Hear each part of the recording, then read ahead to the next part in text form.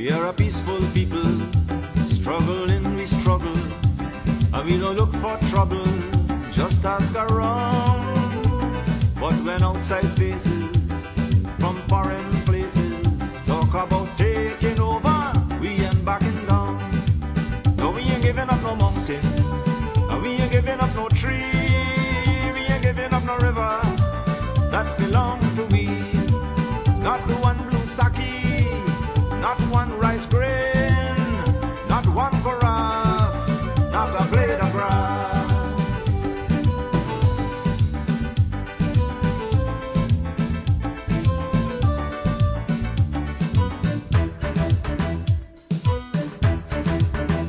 This land is our land now, we're gonna make it somehow. We will bend like a bow, but never break. Our fathers came here, and they lived and died here, and we are moving from here, make no mistake. No, we ain't giving up no mountain, and we ain't giving up no tree, we ain't giving up no river that belong to we.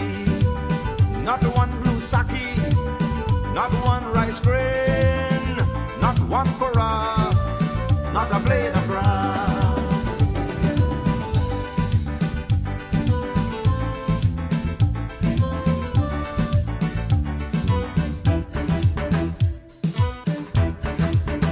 We love the open country of the Rupanuni and the Essequibo, daytime or night. Though we criticize it, this is our home, we love it, and we mean to keep it. We have that right. No, we ain't giving up no mountain, and we ain't giving up no tree, we ain't giving up no river that belong to we. Not one blue sake, not one rice grain, not one chorus, not a blade of grass, not one golden apple, not one jamun, not a drop of water from the farmer room.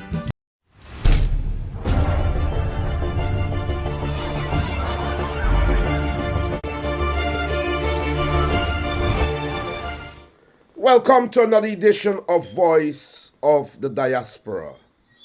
A nation becomes outraged. Guyanese at home and across the diaspora are outraged at Vice President Bharrat Jagdeo's racist and derogatory public comment aimed at former Minister of Government, Member of Parliament, and Black professional Cathy Hughes.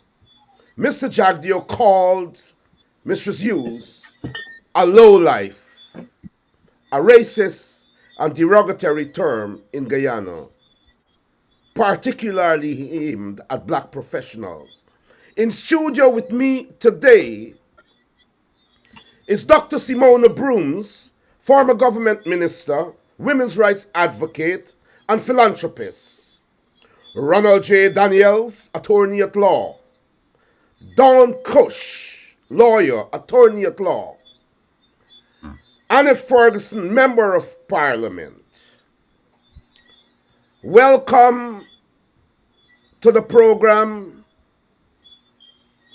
as they join us now. Welcome, panelists. Welcome to Voice of the Diaspora.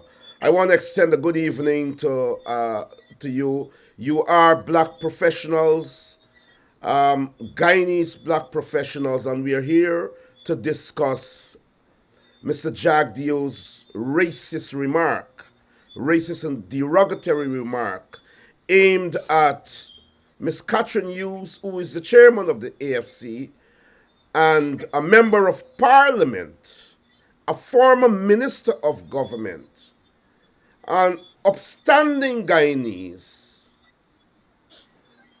and the vice president would have taken the liberty to publicly, in the most nasty way, made reference to Mrs. Hughes in that manner. And before I ask you to come in and for us to start the discourse. I want to say that, in my opinion, though I know it's factual, this has become a culture in the PPP government. And that disrespect has grown over time. Will it come to an end? What will we do to ensure that Mr. Jagdeo is made accountable for that racist remark? Dr. Simona Brooms, I want to begin with you. You have you have been aware of what Mr. Jagdeo. You are actually aware of what Mr. Jagdeo said, and for those who are not aware, let me take a brief second before I bring Dr. Brooms to start the discussion. Or a border. And from someone, a low life like Cathy Hughes, Eve Moore or a border. And from someone, a low life like Cathy Hughes, Eve Moore or a border. And from someone, a low life like Dr. Brooms, welcome to the program again. You are a former government minister, but more importantly, in the context of this program, you are a women's rights activist, and you have worked extensively with abused women, all forms of abuse. When you look at when you look at Mr. Jagdeo's statement, what do you have to say to the Guyanese people at home and in the diaspora? Well, first thing, Norman, good night. Everybody with the call. I'm not at home. Thanks for having me on the program. To all the other persons on this panel tonight. Let me say it's an honor to share this panel with you. I know we have the brilliant lawyer, Mr. Austin out here, and former Mr. magistrate Ronald J. Daniels. Daniel Daniels. We have the former magistrate. We have MP Anet Ferguson. I can't see the persons, but I'm just pulling out from my head. But thank you again, Norman. yes. Um, from the outset, I want to say that I condemn, and I believe that no one should be holding offices or any office of the state with that type of behavior, and is allowed to get away with it. It is disrespectful. It is out of order, and as a people, I'm disappointed in us. I tell you why, and you make the point about MP Cathy Hughes being a minister of government, being a black woman. She's a wife, she's a sister, she got brothers, she got relatives and loved ones and friends. And Cathy herself has earned respect as a woman. And to have Bharrat Jagdeo disrespect a woman publicly. I mean, even if I were journalist, and I would call for all the journalists, female journalists and so on, to stop covering Bharrat Jagdeo. I tell you, we gotta get real serious with this, Norman. I tell you why. It I don't believe that Bharrat Jagdeo, this time we have an ambassador to the US in Guyana who's female. We have the British High Commissioner who is female. And Bharrat Jagdeo would not. People say, it's a Bart stay disrespectful. Bart disrespect the people who Bart feel that he's allowed to disrespect. Because Bharrat Jagdeo would not have referred to the British High Commissioner, neither an ambassador to the US. But is it because Cathy is a black woman? Is it because of what? And to That's hold right. in and sitting in somebody's coming in there, Norman. No, nobody's coming in. I'm hearing you Oh, clearly. and sitting as the vice president of the Cooperative Republic of Guyana at a press conference. I mean, the tone and the language, and it for me, I'm really saddened by it. I think that nobody, including Barrett, should be allowed. Um, how the press and all some put it over. I'm following up what is happening. People would make allegation against somebody else, and it would. I mean, it should not have moved from the front page of the newspaper, Norman. Right? Nowhere in the world, I don't believe any sitting vice president or any minister of government would be sitting there addressing the world and the people of Guyana and referring to a woman as a lowlife. I don't think so at all. And so I want to condemn it. And I don't want to ask for an apology. I think that somebody like Bharrat Jagdeo is not fit and proper to hold office, Can we public go? office, and the office of the state.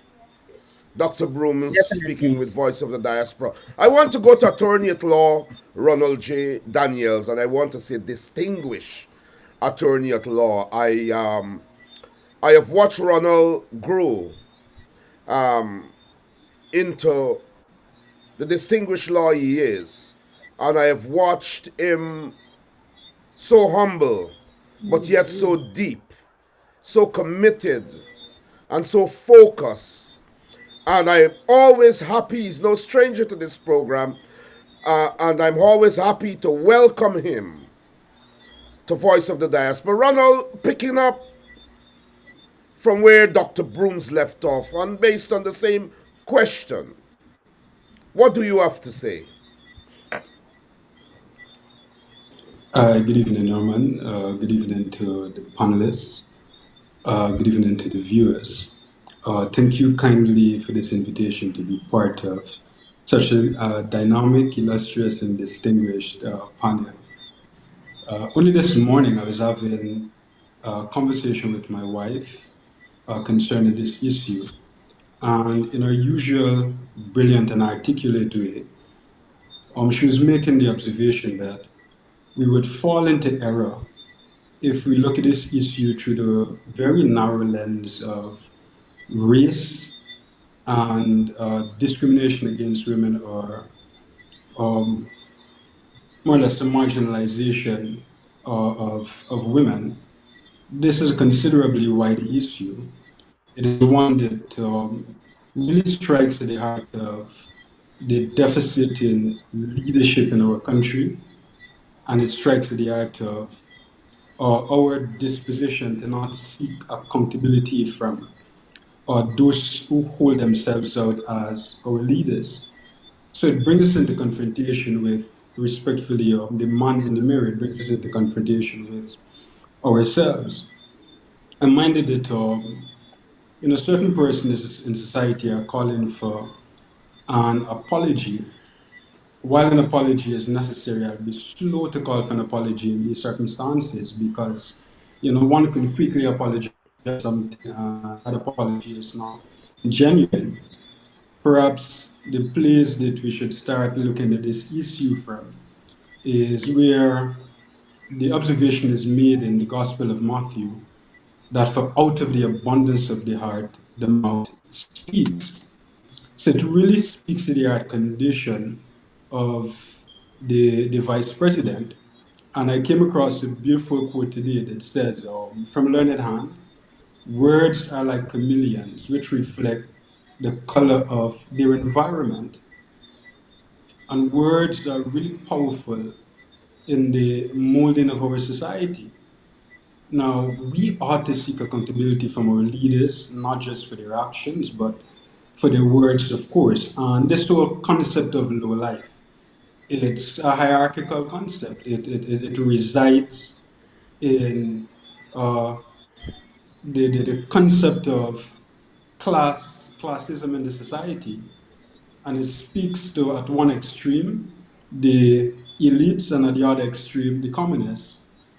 So by that representation, the vice president recognizes that there is that distinction in the classes of our society. And the distinction in class really has no place in a society that, holds itself out as heading towards this lofty concept of one Guyana. Oh. We have absolutely no place for that type of culture. And in the vice president, I'm referring to Mrs. Hughes as a low life. It doesn't just stop with Mrs. Hughes, it stops at all persons who are perceived to be commoners or the lower class in society. And quite unfortunately, in our society, we know who are perceived to be at that round of the social ladder. I will stop there so that the other panelists have an opportunity to contribute. I, I'm I, more than happy to contribute to the deep and broader perspectives of this issue. Attorney, thank you. Attorney at law, Ronald J. Daniels, thank you there. Uh, Point well made. I want to go to former magistrate and attorney at law Don Kush, and and as we progress in the program, we will hear from Mrs. Kush that she may have suffered similar discrimination under the PPP regime in the form of unjustly losing our job. But I want to direct the same question in relation to Member of Parliament Cathy Hughes and the disrespectful and racist remark that was leveled by Bharrat Jagdeo at Miss Hughes, as Mrs. Hughes. Go ahead. Thank you very much, Norman. Good evening to the other panelists. It's an honor to be here. I have known Cathy Hughes since I was 4 years old. Our fathers were very good friends. Her husband and I, we all grew up in the same neighborhood. So Cathy Hughes is the woman, the young girl, who was brought up in a top family, the Chumley family.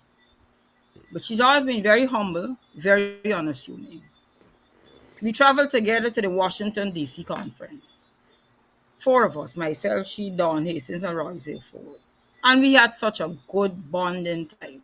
And I got ill, and I have with me a blanket that Cathy Hughes lent me because I was had a very bad, it was cold and I had fever, and she went back to her room and got this blanket for me. And that is who Cathy Hughes is. Now, who is the vice president? And I'm very glad to say the second vice president, because he's not just a vice president, he's the second vice president. This man is born in a village called Unity, but that word means absolutely nothing to him. At a time when Guyanese should be rising above the tribal politics, this man, Bharrat Jagdeo, is dividing this nation. Right? His comments came at the worst possible time. First of all eyes are on Guyana and Venezuela. All eyes. So this will be all. He doesn't care. After the Washington D.C. conference, he made a comment something about what they gonna do me. Place sanctions if I can't go to the U.S. He does not care. This man does not care. And I'm sure that the president and all the members of the cabinet know that Bharrat Jagdeo has his own agenda, and in time it will be revealed. But I suspect it may also lead to his downfall. It may lead to his downfall because nobody at that level can behave like that. I really, Jagdeo, vice president of this country, is going to behave like Guyanese critic. Norman, we are in serious trouble as people of African descent, because this man every single day says it. But nobody with sense really listen to him. But Mr. Jagdeo is at a press conference, a government press conference, and lashes out at Cathy Hughes. It seems to me that he has a problem with strong, cultured, intelligent women in particular. And I remember when Mark Bishop called Cathy Hughes the same evening, and she mentioned the fact of his wife Vashni, who he was supposed to be married to, and then later learned that the marriage was never registered. Claimed to marry an Indian lady. He's shown disrespect to me to all women. And it is not he, it is the PPP. Right? Dr. Jagan said we're the bottom of the economic ladder. Well, right now, that is a fact. That is a fact. Minister Darnell stood up and told a female Muslim MP if she wanted a dildo. It's a crass level of vulgarity and disrespect for women and people of African descent. And we have to fight back. We have to stop it. Mr. Bharrat Jagdeo should go. We have to thank the Caribbean Court of Justice for not giving him this third term that he wants. And he needs to go now. He's a disaster. He's an embarrassment. He's an embarrassment. And if the PPP want to keep him, let them keep him. But we will not stay quiet. We will not stay quiet. Norman, you will soon see us. We'll be out there. We'll be out there. Right? And I will say I strongly condemn his comments. Strongly, strongly, strongly. And I'm deeply offended because to me, the comments against Cathy Hughes, right, is the comments against me. There's a cartoon and he sang a song called Shaka Shaka. And he says, if you touch my brother, tell them, they're touching all of we. And that's exactly how I feel. The attack on Cathy Hughes and attack against me, Simona, Anet, all the women. All the women of African descent and of any descent. Attorney at law Don Kush, is not very often that the pores raise up on my skin when I listen to someone and I feel that conviction. I feel that power coming from you, that pain mixed with anger because of what has been happening. And so, before I say what I want to say, I want to give Member of Parliament and a very good friend of mine, the Honorable Anet Ferguson, a hard-working Member of Parliament. She's been on the ground and she's a fighter. Anet, following up to following up what Attorney Ronald J, Dr. Simona Brooms, and Attorney Don Kush would have deliberated on, what do you have to say? A pleasant evening to you, Norman, and to my esteemed colleagues on this panel, and to all your listeners and viewers who have tuned in to this program. And I believe the topic in focus, really, really is an important one that we're discussing here this evening. What I would say on this particular matter, Norman, and I cannot go against what was said by the previous speakers. When I heard this thing on Thursday, I couldn't believe my hearing because I wanted to know whether Jagdeo got the names mixed up, when he said Cathy Hughes called her a low-life individual. And I know, when you're speaking about a low-life person, you're speaking about someone probably who has a crackhead and all kind of thing. And I don't see Cathy in that light. I have worked with Mrs. Hughes from since 2011 to now, and I have found her to be a lady. I have found her to be a genuine person. I have found her to be one who is always a people's person and try to do her best in the interest of making ordinary Guyanese lives better. Mr. Jagdeo is totally out of place and out of order. So this man has lost it, and perhaps it is time Definitely. he seeks some medical examination, because it seems to me like he's going out of his head. At every Thursday at his press conference, he has nothing of importance to report to this nation, but to call people fools, but to call people low life and all other negative names. What Mr. Jagdeo needs to do is to look himself in the mirror, and he will see exactly who is low life.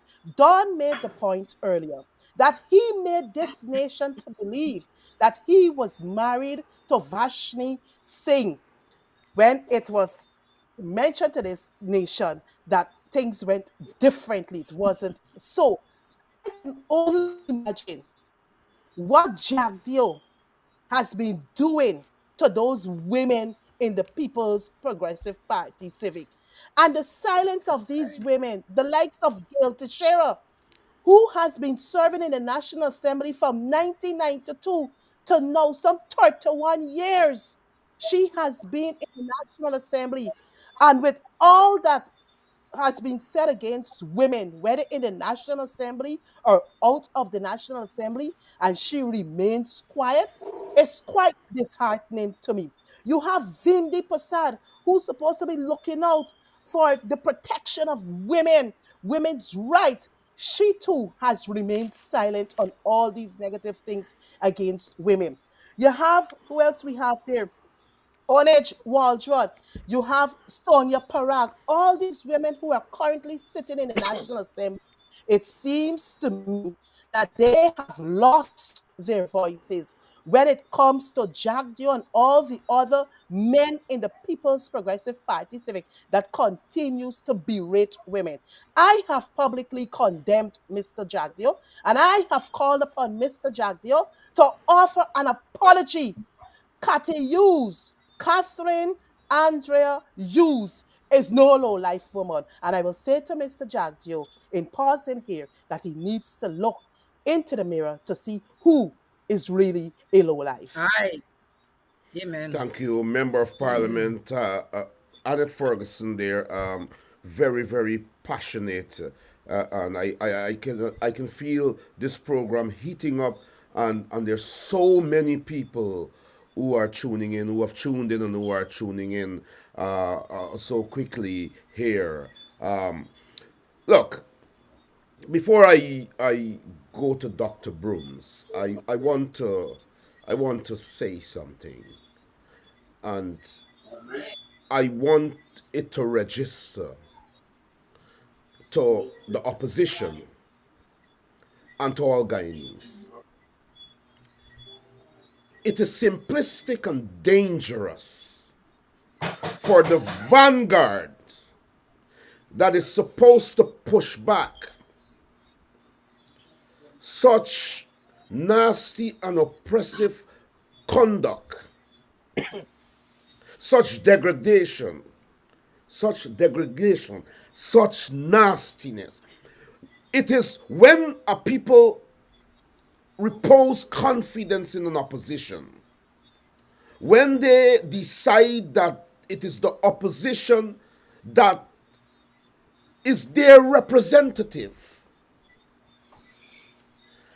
and they are being oppressed and treated as low life, being discriminated against, being denied a proper life. They depend on their elected representatives to push, to fight, and to do whatever is necessary to make a better day for them and to remove those shackles of oppression. We have reached the point in which the people who are looking to their leaders in the opposition to represent them are witnessing that their leaders are facing the same oppression or even worse that they're going through, and they wonder, where is the hope? And I am saying this because it's a serious program tonight. Life has a way of exposing things that are not real, things that are not genuine. You can pretend as much as you wish, but life has a way of saying, we will I will put you to the test. It will put you to the test. And it has put the opposition to the test. And what has happened to Cathy Hughes, and what has happened to so many black professionals, indicates that the opposition is weak and not up to the task, and they have betrayed the people to whom they represent. If you are supposed to protect me, if you are supposed to be my representative, if you are supposed to stop Bharrat Jagdeo from calling me a lowlife down in the gutters, and I see Bharrat Jagdeo calling you a lowlife, and nothing happens, where is the hope? And I'm sorry I have been so passionate, but I'm saying this, that there has to be a point where this stops. And I think the Cathy Hughes situation here is the Definitely. boiling point. And if nothing happens, and if Mr. Jagdeo is not held accountable, and I am not talking about an apology, we will not accept an apology. We are not a people that are nothing on low lives. And before I go, because I'm not going to speak too much, I will give my viewers, my guests, the opportunity to speak. But I wanted to make this point. In Britain, in the UK where I live, Prime Minister Boris Johnson, during the pandemic, his government said, we must stay home. We can't socialize. We can't do this. We can't do that. And the people found out that Boris Johnson was holding garden parties during the pandemic. Boris Johnson was not removed as prime minister because he messed up with a war. Because he said to the people that you can't do this. And he done it. In Guyana, if that had happened, nobody would have cared. It's just a party, whatever, you don't understand. I want you to understand the value system of people who believe in principles. And so I wanted to add a bit of passion, and this is my say, and I want to say this. Anet Ferguson, you are a member of parliament, and I want to know how the pressure will come down on the opposition.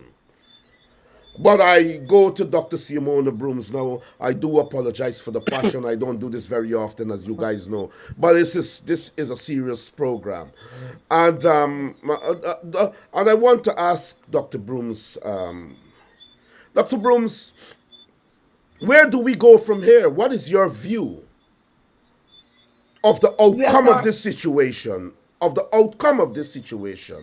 And if it is brushed under the carpet, if it just disappears as all the insults and so on disappeared, and we just have a talk shop, what should the people expect? well, Norman, I don't think you could apologize for truth.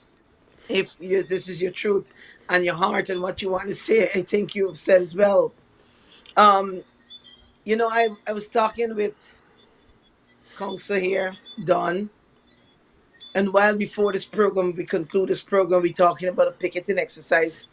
I agree with you that the time has come and it has long expired, where we have to move from beyond just talking and the acceptance of all these abuse and disrespect to us as a people, as in act, and put it into action. As if it's not a Cathy, then it's Anna, then it's the Brooms, and then every time it come, like if and like women like some window dressing, just sort of run around social media like it's a sympathetic thing. We have earned the spot. We have earned respect. Absolutely. We give respect, and we must get respect. Respect. It's as straight Yes. as that. Mm-hmm. Long Simple. gone the days when you would have When had Bharrat Jagdeos and men in society who would have publicly disrespect women, Mm-hmm. rape them, abuse them, call them names, oppress them, fire them, all sorts of things. And they had a time when women could not have done something. But I want to say to all listening that persons before us pay the price and they make a Yes. sacrifice. that's It Mm-hmm. is correct. our That is absolutely responsibility. correct. It is our responsibility to make a sacrifice that those that are coming behind us, our children and grandchildren, our daughters and granddaughters and our nieces, that they must got no Bharrat Jagdeo in history to call them low life. Mm-hmm. It's as simple as that. I want to say tonight that even the embassies, I would want us to agree when I come home, I'm done, that we write these women that heading there. And they're sitting down there representing and having all these different programs and policies and talk about, what we sign on to this and sign on to gender. Listen, the time has come when we got to move from beyond a paper signing and getting into action. Mm-hmm. Because Mm-hmm. Absolutely. if we women in this 2023 are being abused by the hands of the state power, then where are we? Then all of us in parliament and lawyers and in media everywhere. I mean, we got to reflect on us. This is a serious problem, is how you look at it. Are we going to sit down and allow this? It's like in Guyana, somebody get more and then make news and, oh, if, but maybe. And it's a different thing sitting down as a member of parliament, as a businesswoman, as a lawyer, and be disrespected by the state and these men in power. Unacceptable. Unacceptable. Dr. Brooms. Unacceptable. Bharrat Jagdeo, we know is unfit and disrespectful. And he got to back up himself. He should go home. I want to give room. Well, you said he should go home, but are we taking the position to say that he must go home? Have we reached He the must boiling point? go home. Yes, it is Yes, he time. must go home. It is time. I want to go It is to time. I want to go It is. to Attorney at Law Ronald J before I go to you, Anet, and then to Attorney Don Kush. Ronald, the same question that I have posed to Dr. Brooms. So, Norman, you said just now, well, you're interrogating the response by the opposition, and you've represented the opposition as the vanguard of the people. Yes. Um, I personally believe that in these circumstances, the vanguard is considerably wider than the opposition, right? Irrespective of our perspective of the vigilance of the opposition, the vanguard is comprised of each and every one of us Yes. in these circumstances. And I Mm-hmm. think that a proper immediate response would have been from the media representatives who were present at the press conference to take the collective position that unless the VP tendered his apology and retraction there and then, that we were going to collectively get up and leave, and we are not going to be present at any other press conference unless you withdraw that statement unequivocally. Uh-huh. So you would have expected that type of response from a robust fourth arm of the state. We didn't get that, and that's why I said that we really have to look inward in these circumstances because no leader would dish out us, for want of a better expression, anything that we as a society are not prepared to accommodate. And for too long, we've been accommodating of virtually anything. So a few segments of society are going to make noise, and then we go back to business as usual. So we have to move away from that business as usual culture where we prepare to individually, through our various platforms, hold our leaders accountable. And these are the persons who are articulating policies for society, setting standards for society. You would expect that at the level of the vice president, even if you want to articulate a disagreement with something that Minister Hughes, or former Minister Hughes said, and it's important that we get the context of what the vice president was responding to. Minister Hughes made some remark about the vice president indicating that he was prepared to give Venezuela a channel out at the sea.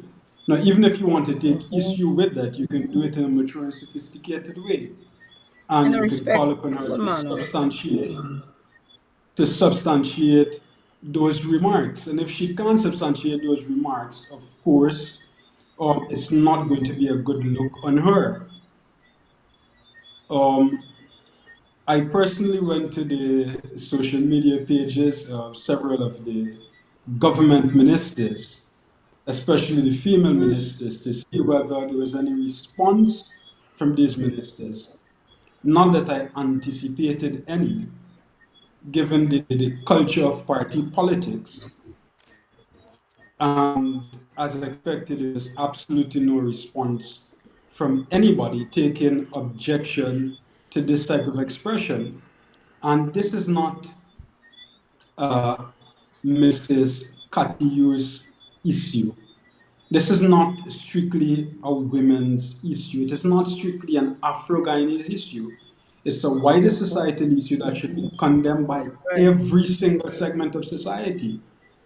Mhm. I'm still optimistic that we can have the organizations like Red Thread, the Bar Association of Guyana, the Organization of Women Lawyers, the Ethnic Relations Commission, voicing their disquiet with these sentiments Mhm. and sustaining that disquiet either until the vice president unequivocally retracts those sentiments or until the vice president appreciates from the loud collective chorus of society that he no longer has a place in this space because we're not disposed to having any such representation.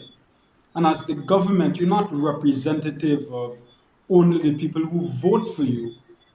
You're representative of the collective cross section Question. of society.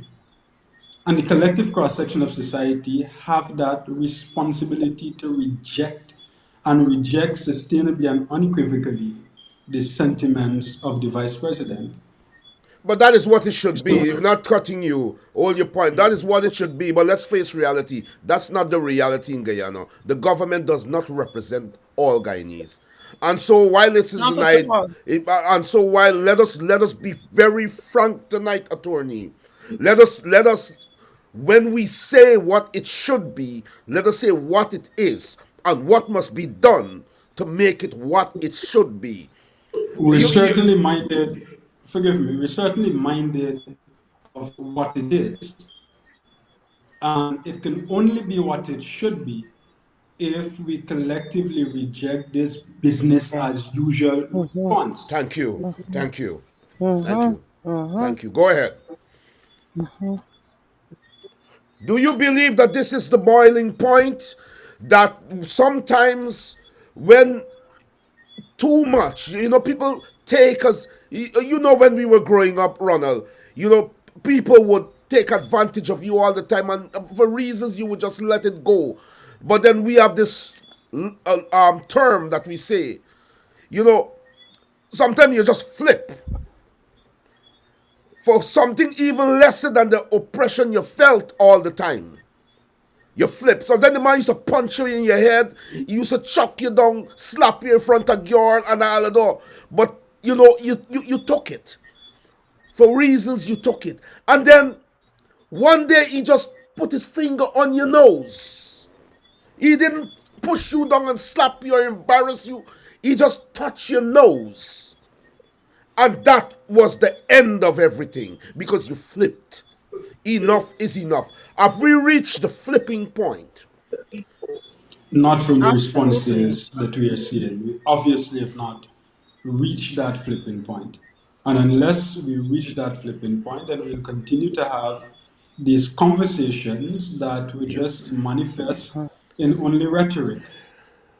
Yes. Attorney at law Ronald J. Daniels. I want to go to Anet Ferguson and then we'll go to Attorney Don Kush. I want to continue on the point, the question you asked, whether we have reached the flipping point. And I agree with what Ronald has just said. Indeed, we have not. And the reason I'm making this point, Norman, is because with all of the atrocities from the time these people came into government, we have seen what took place in the National Assembly. The first act on a woman and female member of parliament was on Tabitha, the honorable member Tabitha Sarbo Ali by Kwame McCoy. Not one word, whether from Bharrat Jagdeo and his colleagues in that National Assembly. Yes, we rile up for a day or two and then we boil down. We went back to normalcy. Then again, we had the issue with the dildo issue in the National Assembly. And not only the dildo issue, women, we sit in the National Assembly and all sorts of names, dangles and all these names are being thrown at us. Again, we go rile up and then we boil down to gravy. You had the situation with a young indigenous Amerindian girl who was allegedly raped and sodomized. We all came out. Women organizations came out, individuals came out, members of parliament came out. We voiced our opinions, our disgust at what was happening. No action. Yes, we had days of protests. We had days of making our In voices the heard sun out and in the there rain. in the hot, broiling sun and in the rain. And again, we pile up and then we throw back down. But this here, we must be able to put the accelerator on. This here, the heat must come upon Mr. Bharrat Jagdeo. The time has come for all Guyanese, whether female or male, boy or girl. The time has come for us to stop this out of this runaway horse month. Somebody said earlier that he should go. This very man is on record just before the 2011 election stated that he is totally out from politics. He got his way when Impossible. he installed Ramatar. You know exactly who was running. Now again, he's prominent, up front, and personal in everything. But it is time Guyanese hold this man accountable, and it's time we up the ante. So protest, I dare, because Cathy Hughes is a woman just like me. And it is time That's Guyanese reject Mr. Bharrat Jagdeo. He is damaged goods. He is bad for Guyana. He is no leader with integrity, with character, and all manner of things. And if we continue to accept this wrong, it becomes a norm in society.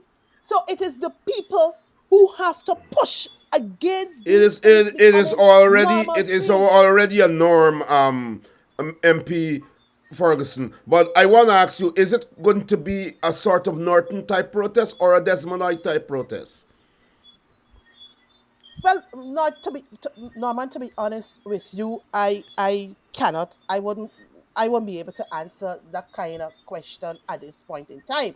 My female colleagues on this panel, have indicated that it is time we take to the streets. So it's all about us pulling our thoughts together and decide the way forward, how we're going to deal with this thing. So whether it would be a Desmond High type protest or a Comrade Aubrey Norton's protest, let's just wait and see how it unfolds or evolves from there. Well, I would say this as because you are an MP, I would say this that we know that Mr. Jagdeo must go, and we have reached Must go. we have reached the flipping point. We have reached the boiling point. We have reached the Boris Johnson Garden Party point. We have reached that. But it is the opposition that will be held accountable more than Jagdeo and the government if business remains as usual. And before I go to Attorney Don Kush, I want to say this, and I really want to make this point. Because we're having a conversation, I really want to make this point. I did not agree on this program and on my platform, social media platform, with the opposition meeting with the government outside of Parliament. I said if we were to meet to have this unity, it must be done in the National Assembly. Not where a government calls us to their back rooms for media purposes. Because I know that the PPP is unrepentant. I knew that this would happen. So let me tell you two things before I bring in Attorney Don Kush. I interviewed our distinguished lawyer, Nigel Hughes. And I love Nigel Hughes as a brother, and I have tremendous respect for Nigel Hughes. But I am a person who would call you out if you make a misstep. That's me. But listen to this. In the interview with Nigel Hughes, and this is before all of this happened with Cathy and all that kinds of stuff. In the interview with Nigel Hughes, attorney at law Nigel Hughes, I asked him a question. I said, let me ask you about Bharrat Jagdeo, personally as a leader, personally as whatever. And Nigel said to me, with dignity, with maturity, with something that real leaders have even in wartime, when a question is asked, because that leader is not responding to me, he's responding to the Guyanese society, all Guyanese. And Nigel said to me that he will not look at the personality of Mr. Jagdeo, he will look at the policies of the party and that government. And I felt deep inside of myself that it was the correct answer, but I felt that it was not a satisfactory answer given the circumstances we are in. My respect for Nigel Gwan. Let me tell you something. I am very spiritual, and when things happen before other things happen, and Nigel said it last night on this program, when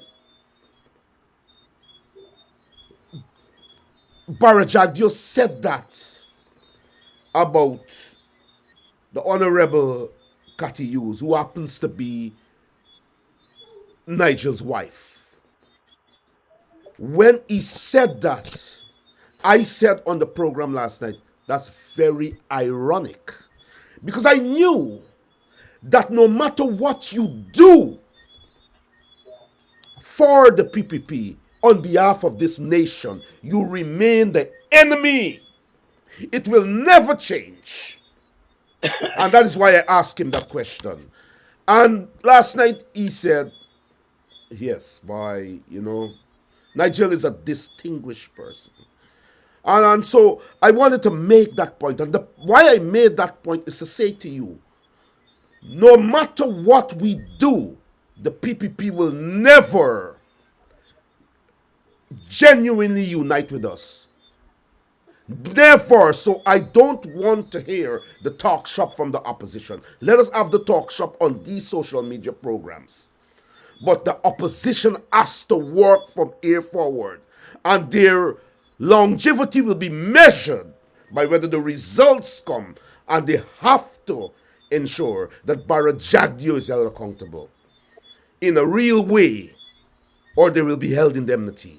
I mean it from the bottom of my heart. You understand? Sorry again, Attorney at Law Don Kush. No, I mean, I feel your passion so much. Um, I remember when we had the damn Lala Fair. Yes. I woke up on a Saturday morning and I was angry. I wanted to cry. And I called my sister Simona. And she was playing some gospel music. And that sort of soothed my soul. But after that, the passion came out. And we demonstrated in the rain, we demonstrated in the sun, and then we heard the damn land resign. If we got to do it every day for the next 2 months, 10 times we're stronger. gonna do it. 10 times stronger. We're gonna do it. And trust me, every day we're gonna have people joining us. I want to share a poem from Maya Thank Angelou. you. Still Go I ahead. rise. I can't read all the verses. Read all of it. You You have may time. write You me have down time. in history with your bitter, twisted lies. You may trod me in the very dirt. Sassiness upset you. Why are you beset with gloom? Cause I walk like I've got oil wells pumping in my living room, just like moons and like suns, with the certainty of tides, just like hope springing high. Still I rise. Did you want to see me broken? Did you want to see me broken, bowed head rise, shoulders strong like a rock, weakened by my soulful cries? Does my haughtiness offend you? Don't you take it awful hard, cause I laugh like I've got gold mines digging in my own backyard. You may shoot me with your words, you may cut me with your eyes, you may kill me with your hatefulness, but still, like here, I'll rise. Does my sexiness upset you? Does it come as a surprise that I dance like I've got diamonds at the meeting of my ties? Out of the huts of history's shame, I rise. Up from the past that's rooted in pain, I rise. I'm a black ocean, leaping and wide, welling and swelling, I bear in the tide.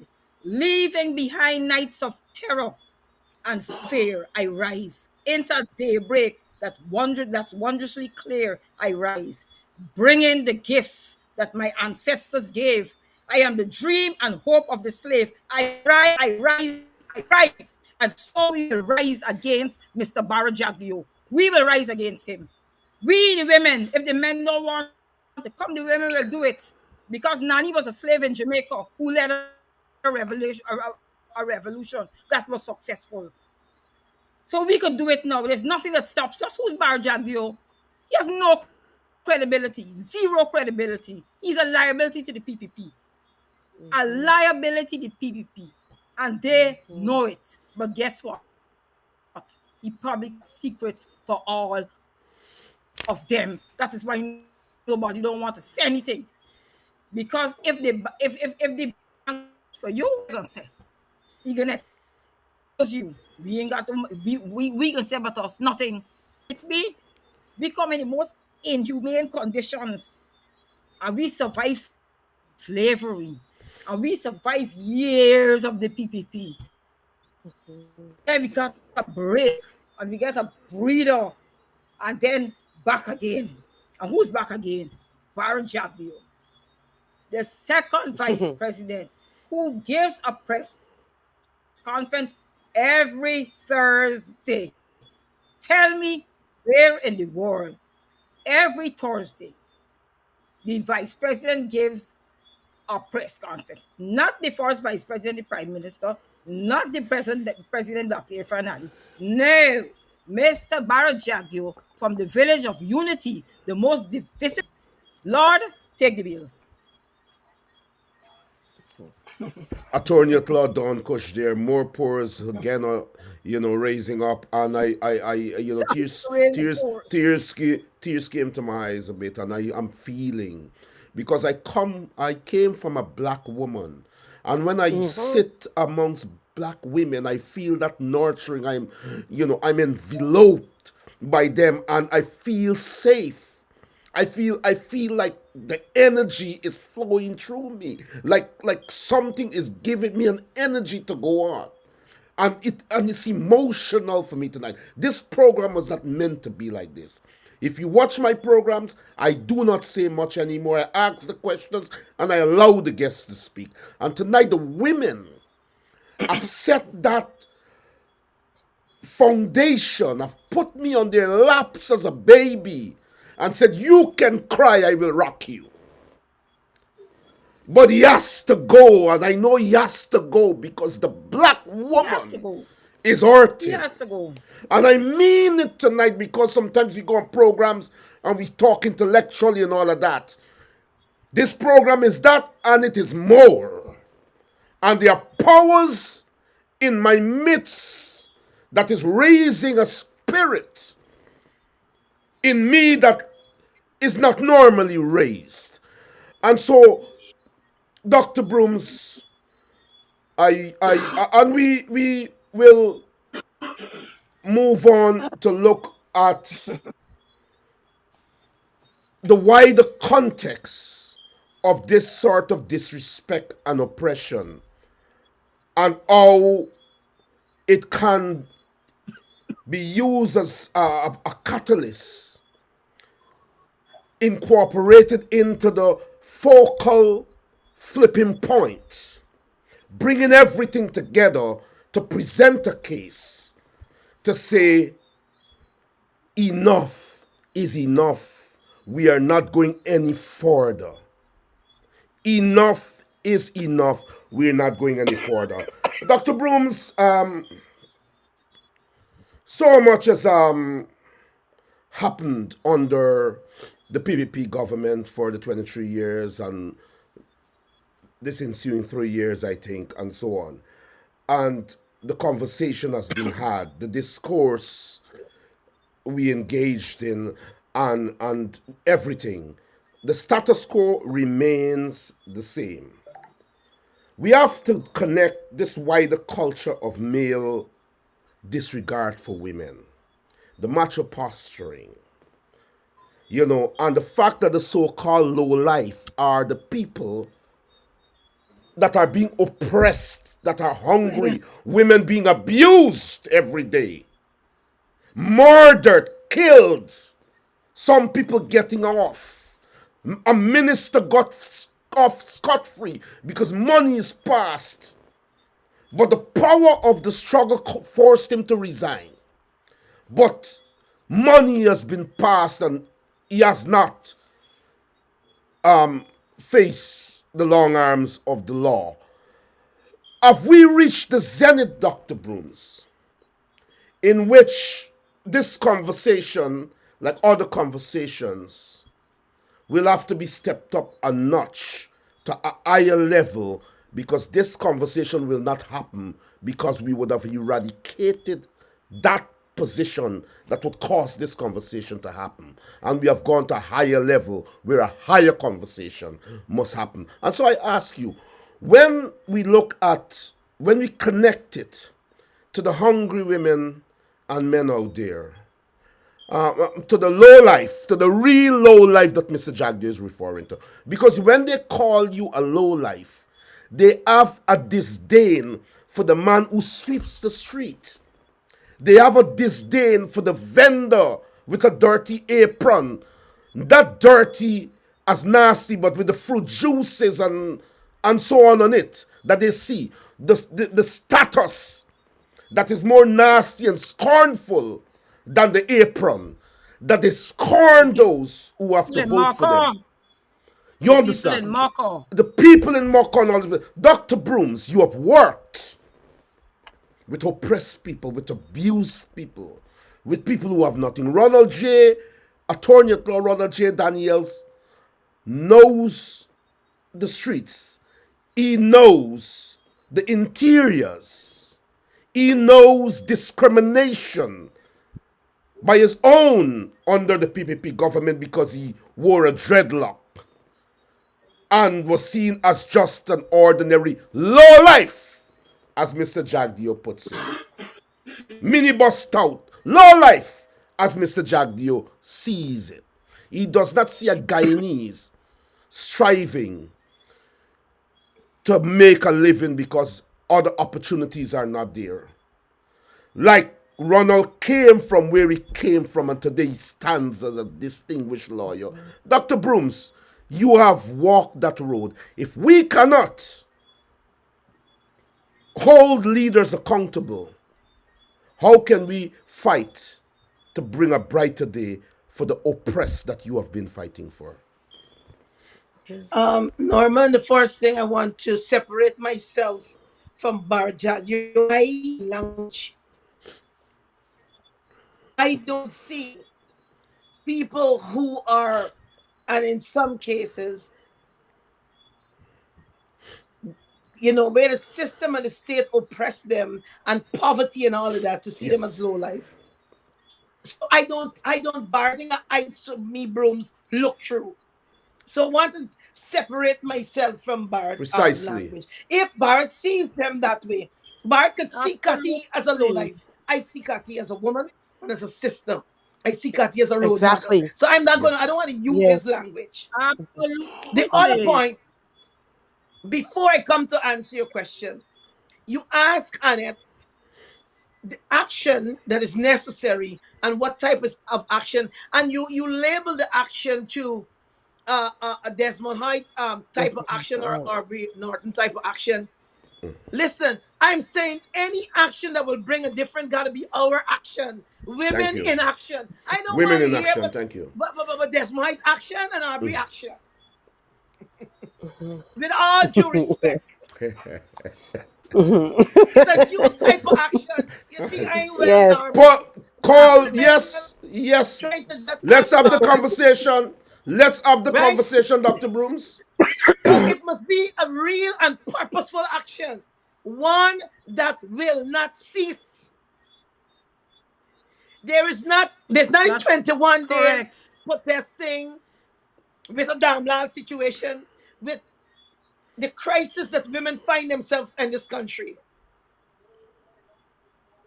It must agitate the type of action to ensure is the language. It stops. You got gender inequality. All these organizations become window dressing to suit UN and then US and these models that really of itself oppresses women. What is gender equality saying right now? I'm still happy because if you listen to Dawn poem, there was a woman that did something and started something. There's a Dawn on this call tonight. There's a Wow. Brooms and there's a Anet and there's a Daniels. And there is a Norman Brooks. I like the blend, Thank you. because we gotta do it together. Yes, we have to. Women will only be Absolutely. women will only get there with the men by the side. But if it takes the women to start to move and to wake up the men, then we're willing to do it. Yes. That's Because I correct. don't have the time to come on several programs and talk Nancy's story. Thank We you. identify the problem. What is the solution? What is the solution And the solution, in my opinion, is us as a people, not Barjack, your ear fan. People treat you how you allow them to to treat you. treat you? Guyanese allow Exactly. allow leaders to treat them anyhow, regardless of governments, opposition, whatever, to treat you anyhow, and then to come back and tell you what? Vote for me, look, $50,000. So I want a call from the chancellor and the chief justice who's being disrespected as women. because you will not appoint them, but they're gonna carry out a function. They are human beings just like us. I want to call on them. I want to call on all these so-called women all over. As a Guyanese and as a woman, what when we look at Cathy, Anet spoke about it. This is not a Cathy's problem. There's a women's problem. Every single woman in Guyana should be disturbed. Be it you're rich or you're poor. Because Bharat is out of order and disrespectful. Listen, a horse and I well, and I gotta be keeping my voice. Bharat Jagdeo, you gotta back yourself up. And if he don't back himself up, we gotta back you up. You gotta back you up, yes. Nonsense. Dr. It's as Brooms, simple as that. We want this can't fix, we ain't gonna move a policy to get rid of Bharat Jagdeo. You're waiting for national election? You're waiting for go to university and somebody craft a program? The program is us. I really heard about this whole situation. And I Listen. know, and we are going to the point in which we are winding down, and I will have everybody closing remarks after this final question to everyone. So I'm putting this question out, and then after you would have dealt with the question, then we will have the closing remarks. Ronald, let me begin with you. Attorney at law Ronald J. Daniels. Is this a wider culture of male disregard for women? What Mr. Jagdeo is doing, is he not alone? Is he actually, standing on the shoulders of a society that is steeped in that sort of culture?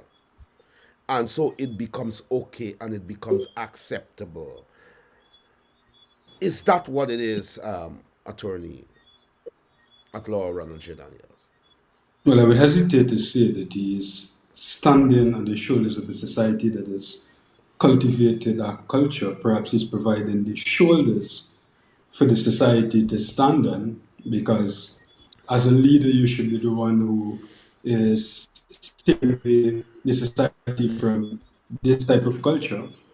I remember some years ago, I made a post on social media and I used the expression our women. It was not a derogatory post at all. As you're reminded, I don't speak in derogatory language. And I can remember Ms. Karen Abrams, the leader of STEM Guyana, reaching out to me.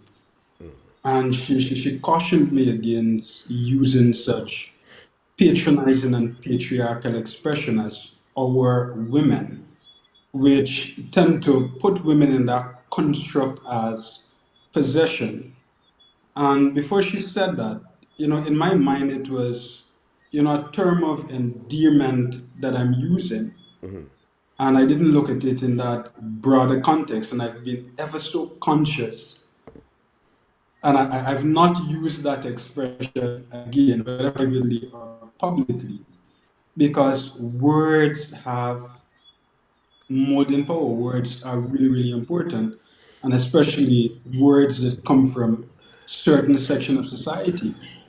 Now we see virtually every day the challenges that women face in society in terms of being marginalized, in terms of being abused, in terms of being killed. Yes. And if we have our leaders authenticating by such expression or this view of women, it can be seen as an endorsement of that type of culture, an extension or a permission of that type of culture. Now we're reminded of the historical struggles women went through in order to carve their spaces out in society, and not as a consequence of want of capacities or want of abilities, but just as a consequence of that patriarchal marginalization type of culture. and we're still minded that women, in as much as we're not making so many significant contributions, women are the heads of so many important organizations in society, and yet still women are confronting so many struggles, right? And to have our vice president, representing a prominent woman, a woman who has made significant contributions not only to Guyana in the media and political space, to Jamaica, to the US, to the United Kingdom, right? To represent her as a low life is more or less trying to set women back, or trying to set the leaps that women have made back several decades, and But you we need to say, absolutely without cutting accommodate you, that. attorney, you need to say black women, and it includes black men, because black men who That's stand up, right. black men who stand up to this regime, they call us security guards, they call us people who live in basements, they call us criminals.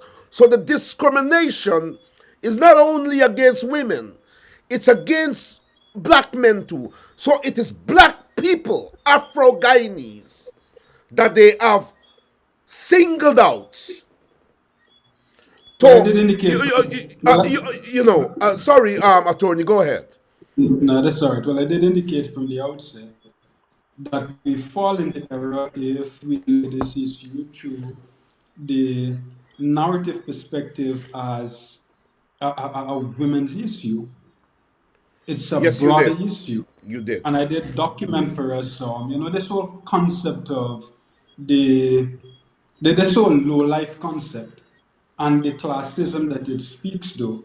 Now, if you as a leader and you as an important leader that is you're responsible for the social and economic well-being of the people that you govern, that you can acknowledge that in a society under your governance there are still people who form the class of low lives, then it speaks to your failing as a government. Thank you. Thank you. Go ahead. Yes, sir. Yeah, so it's a considerably broader issue than just uh, women issue. Is a considerably broader issue than just an Afro-Guyanese issue, while of course the brunt of it is going to be felt by Afro-Guyanese, because we're talking about class, economic, and social construct here. But, And we but, know but, where but let me hold on. Let me interject again there, Attorney at Law Ronald J. Daniels. Let me interject. certainly. This situation, and I'm glad you said that, because I want us to get to the meat of this. I'm glad you said that. But let me say that what Mr. Jagdeo done there, you understand, he did not speak to a woman who was selling on the road corner. He spoke to a woman who had reached heights, who has reached heights in this country that no one can say that she is not middle class, she's not well off, she's not educated, she's not a contributor to society through politics, she's not a communication expert. This is the embodiment and the epitome of a Guyanese woman. I'm not saying black yet, of a Guyanese woman. But Bharrat Jagdeo could look at that embodiment and epitome of a Guyanese woman and call her a low life. That indicates that he's speaking to the black condition. He is speaking to his interpretation of how he sees black people. And don't let us mix words. I have No, no, never heard him call. and I certainly respect those sentiments. Go ahead, sorry. Yeah. Go ahead. But I would venture to say that if a woman is accomplished and a woman who has made significant contributions like Mrs. Hughes has, and not even only in the political space, in the philanthropic space. We're reminded that during the course of the pandemic, when the young people of working rights, the government did not consider them in the programs that the government rolled out, the educational programs during the pandemic. It was through the significant contributions of Mrs. Hughes and other stakeholders that this community here benefited. Um, if he can refer to a woman who has made such contributions and would have reached the heights that you've very ably articulated, I don't even want to imagine the reference that would be made to the market vendor, the woman who is Thank sweeping the you. street. Thank you. I, Thank you. I don't even want to conceive of that reference. You made my skin grow there, though. You just done it the way Attorney Don Kush did. And And it's um, really powerful. Go ahead. Sorry, Ronald. two other things, Go rather ahead. briefly. One of your commentators just made the very powerful observation, one of the viewers, that that terminology should not be a part of the vocabulary of any leader, Thank you. not in Thank the you. private space and certainly not No, in the public space. And another one of the Definitely. commentators, is finding it difficult to conceive of how we as panelists can simply put in a handle on Mr. Jagdeo's name by referring to him as Mr. Jagdeo. Right? Bharat. We don't have to we meet have crassness. decorum. We have decorum. We don't have to meet crassness with crassness. Thank you very much. That is how we perpetuate the cycle of degradation in our society. And Thank you very we much. can't afford to descend to that level. We have to lift the bar, we have to lift the conversation, and of course, we have to raise the standards that the government obviously is not perpetuating. Thank you very much, Attorney at Law Ronald Jida. And I'm glad you said that before I go to Anet and then we go, before I go to a Member of Parliament, Anet Ferguson. I have to be careful to make reference to black professionals so that people can understand that they earn that respect and so on. And so I refer to you. I want it to be beaten into their heads that when they say low life, we say attorney at law Ronald J. Daniels, member of parliament Anet Ferguson, former magistrate and attorney at law Don Kush. That is how we're doing it. Let it sear into their psyche that we are resisting. You understand? And so, and you, the point you made there, and you know that in the UK, when a police comes to arrest someone, and they don't come and just rush down on you and then, but they come to you. You know when you know they're going to lock you up? When they come politely. They say, Mr. Daniels, Mr. Brown, how are you today? But you get in the respect, but you know there's some kind of thing emanating from them that you're going down. You're going down. But they do it with respect and they demand it here.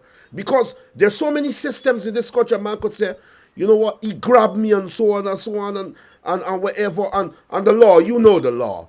And then the person goes scot-free. So they're very mindful now. They even ask you how you're feeling today before they tell you put your hand behind your back. Anet Ferguson, member of parliament, it is true. I'm not joking. I'm not joking. Yes. The policemen are told to be polite in this country when they're walking with guns and everything. A ragamuffin could walk up to them and ask them for direction, and they politely speak to them and say, "This is the direction," even if they think you are a ragamuffin.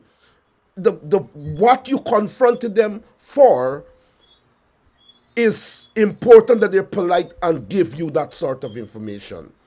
You understand? And this is the sort of things we have to inculcate in our society, you know, and so on. Sorry, Annette, a member of Parliament, Anet Mhm. Ferguson. Thank you very much, Mr. Norman. Look, I would want to put this into a historical perspective. When you look at leaders who came before Mr. Bharat Jagdeo, gentlemen like Lyndon Forbes, Samson Burnham had greatest of respect for women. He recognized that in order for his party to move, or in order for things to move in the direction he wanted it to move, women must be the backbone. So he had greatest of respect for women. We had the same thing for Desmond Hoyt. Even our former president, Mr. David Granger, where he ensured that women were respected. But this, and for me, how I have been analyzing this whole thing against the disadvantage that women face is that men believe that women's place is in the homes. Women's place is in the kitchen. Women's place is nurturing barefoot in the of, kitchen. of their children. No, women But place I, is beneath them. That's what you're trying to say. yes, They're generally yes, it's beneath them, and that's exactly. wrong. God, it They're is they're, they're wrong property. because exactly. So society has changed for me. Things have evolved whereby you see women taking their rightful place in society. But I know women, they have to face, some of them do face their challenges, some of them give in because of weakness. I don't know. But in order for us to avoid these disrespect and these disadvantage being taken against us, we have to stand firm and strong as women. So for me, leaders, especially male leaders, must be responsible because no society can move forward, or what has become of our society is what human beings have actually placed on women, like calling a woman low life, calling a woman a fool, and all kind of thing. No, we have to reject those. So for me, the time has come for us women to really stand strong and push back on these negative things. Would you give a commitment as a member of parliament in the opposition to go back to your party and to your fellow members of parliament and say, I think we have reached the flipping point. If we cannot do what we ought to do to bring all out, and to say that this is a starting point to be a beacon, to be an example to those who are coming after, to all these young women we're talking about, to all these so-called low lives that Bar Jagdeo is talking about, right? Could you give that commitment that you will speak with your party and say, well, you know what, we have come to a point where I think we will be judged by how we deal with this flipping point. And if it is business as usual, maybe we will lose currency and be in a worse position when it comes to our supporters. Yes, sir. I can give that commitment. I will have a conversation And with we my will look colleagues. forward to a press statement, and so that we have respect for the people who are waiting, we will look forward for that. Because what happens is that some don't do anything but they lead, and some who are not leading but are there don't say anything, and therefore the whole has become empty. The whole has become empty, and that is where we are at now. I want to reinforce this point before we go to former magistrate and attorney at law Don Kush. I want to reinforce this point. Will it be a Prime Minister Boris Johnson garden party scenario? Will it be that? A leader who has his finger on nuclear weapons, a leader who is a part of the world power, someone who makes decision that affects the entire world, was removed from the prime ministership, from the prime, because he had a garden party when he told people you have to stay at home and not socialize. Is it registering to us? These are people are not agent. I remember and before I go to attorney at law, I remember when I was living in Guyana and I go to the world news section in the newspapers. I used to feel it was another planet. It's like another people, like we totally divorced from it. These are not real people. These people were leaders. And when I started to meet people like Boris Johnson, I've met them. I've hugged them. I have the pictures to show. I've talked to them. And I said to myself, these are people like us. Humans. But they're principles. They're principles. And a prime minister in one of the greatest nations, on this earth, was removed, not because he lost some sensitive documents on a train that could, he was removed because your eyes past the people of this country. You telling people that they can't socialize because of a pandemic. People locked in their homes and are daring to your mandate because they respect you. Because they say, I repose confidence in you to lead, I vote for you. Yes. If you tell me stay home, I stay home, I respect my leadership. And you there drinking the finest wine in a garden with friends of the highest echelons.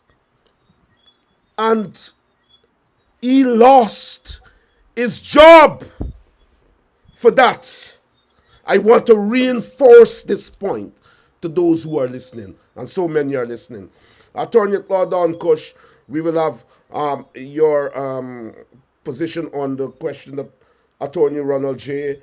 just answered and Member of Parliament Anet Ferguson just spoke on, and then we will have the closing remarks beginning with Simona Brooms, and we will wrap up.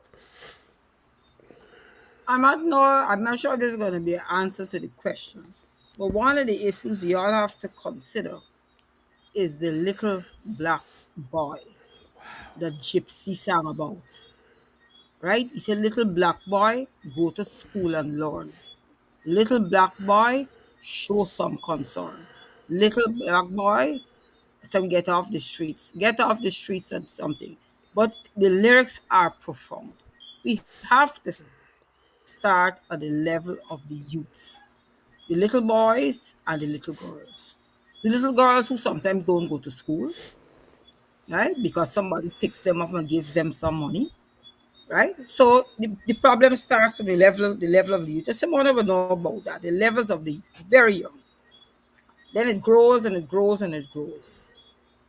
And those people then, in terms of the job opportunity, not as good as some others have. Now, in the families that have a lot of wealth, it doesn't matter whether they go to school or not. The parents have a lot of money and they will put them in some business. They will actually start a business for them.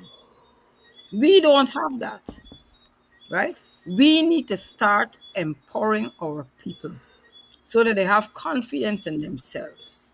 Not only to come out and stand up against Bharrat Jagdeo and the PPP, but economic position that you could really Everything. stand up Yes. and Yes. fight the devil, fight the Yes. devil, right? And it's I don't know how come tonight. I mean, I'm not into poetry, but I can read Go the ahead. last Go stanza ahead. of a Go poem. ahead. Go ahead.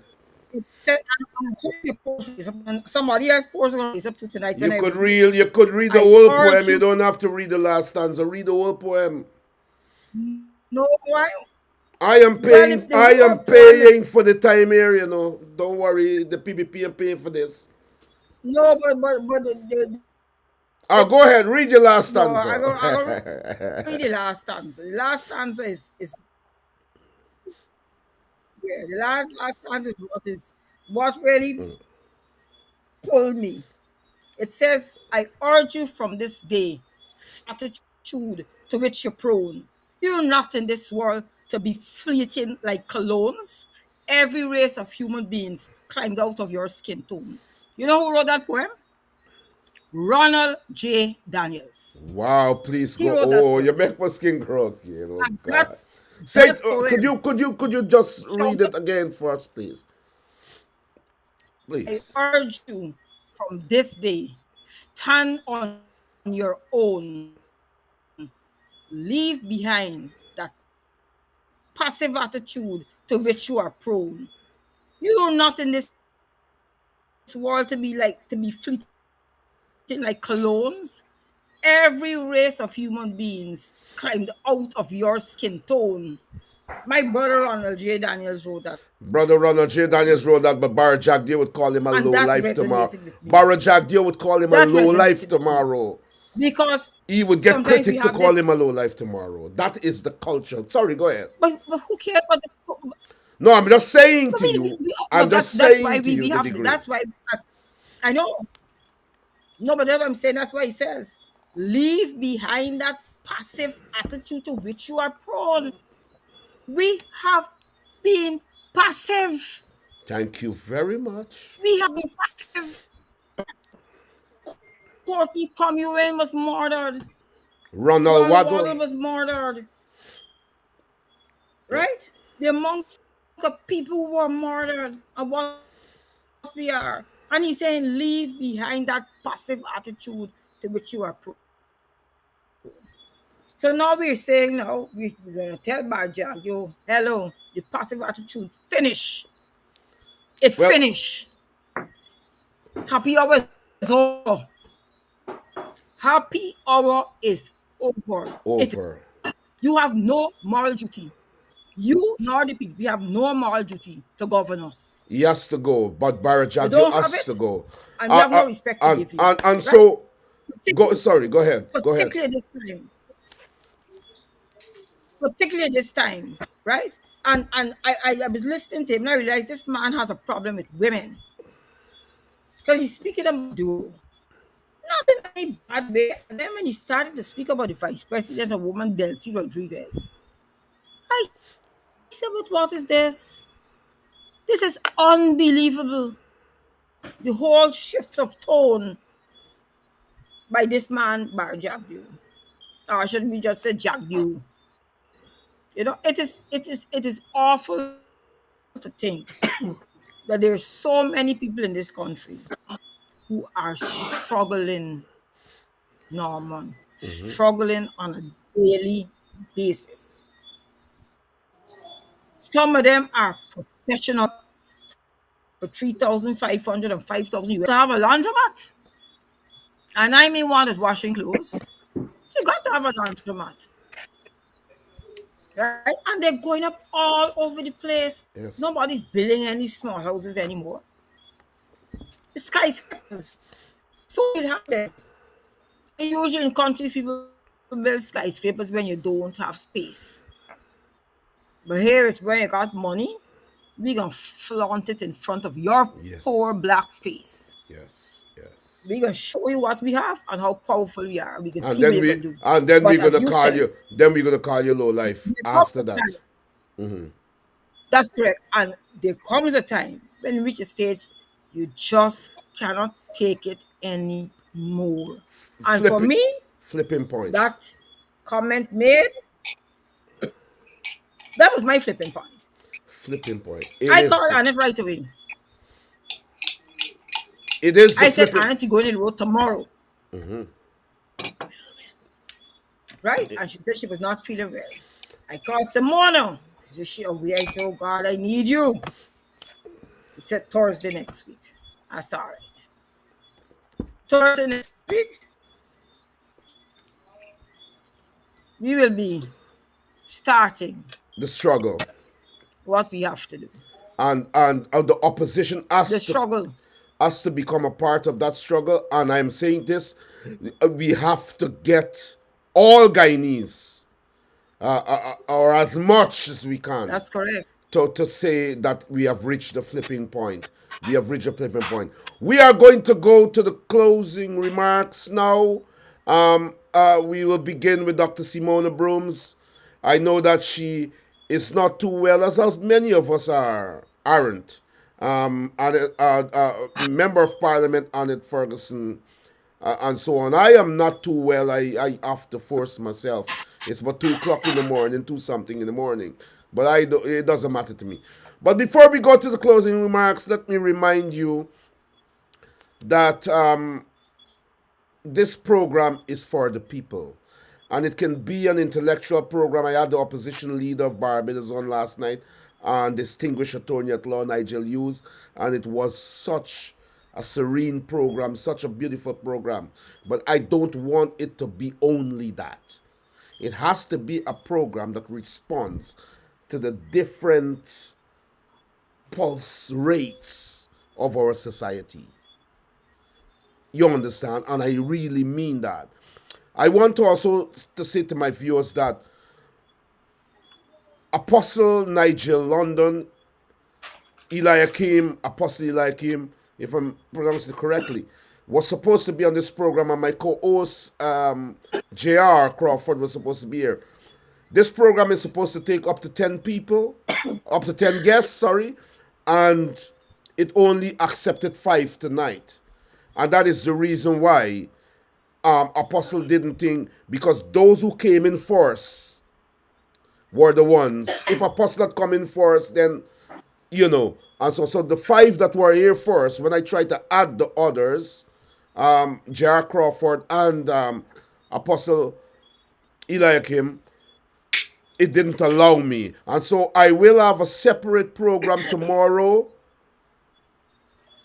hopefully, and I will try to reach out to Miss Catherine Hughes to join the program to speak to and so I apologize to those potential guests and to my viewers who are expecting to have them, and so that's it. Now we are going to have the closing remarks, and we have to go. We have to wrap up, and so I leave you with this first before we get the closing remarks. Or a border. And from someone, a low life like Cathy Hughes, is even more or a border. And from someone, a low life like Cathy Hughes, is even more or a border. And from someone, a low life like You can see the hate you can actually see the hate in his face, and and hear the hate in his voice. You can actually feel it. Enough is enough. Flipping point. Closing remarks. Dr. Simona Brooms, your closing remarks. Yes, Norman. And good night to all the viewers. I don't know how next night could catch me out here, but I want to say something. A few things quickly. One, the situation with that we're discussing here, while the flipping point, like my good friend and sister Dawn said, that the remarks against the Honorable Cathy Hughes, you know, brought her to that flipping point. I want to say that regardless of the status quo of any woman Bharrat Jagdeo had mentioned or used such words or referred to them as, I would have felt the same way I'm doing now. Of course. We know they got a whole class system, and so people would talk about who's selling the market and who got the education and who's MP and who's that and who's that. Listen, all of us are equal. And I believe that the time Precisely. has come. Precisely. The time has come, because a lot of times, women suffer because how you see them. So somebody's only somebody if they got some honorable behind them or something. And so I want to make that clear, very, very clear. Um, the flipping point is not just a talk, but I think the flipping point, we all would know the flipping point because you see the actions. And then somebody can say, listen, this was it, this is the flipping point. Um, because of the actions. I want to join with Don and Cathy in talking about some stronger actions, and protest is not about a waste of time, but a discussion that can really be strategic. Who are the audience? What is it you hope to achieve from this picketing exercise, and how do we get there? You know, and so I'm looking forward to meeting with both of you, Don and Annette, on my return to have these discussions. To Guyanese people, again, I'm calling upon all of us. I think I'm disappointed in us because it is sad to see how we are allowing leaders to treat us as a people and as a nation. You telling me one man and one woman. And, this tone and the disrespect don't only come from Bharat. I don't want to move the goalposts. I want to keep it very specific to women and Bharat. But I can't wrap up if I don't mention, because oftentimes in my program you would hear me calling out Air Finale for the same things. The tone in which they speak, the attitude, how they describe you, and all of that, describe women. I think really and truly we owe it to ourselves and the generations to come to ensure that the persons that went before us, that we pick up from there, we even lift the bar higher.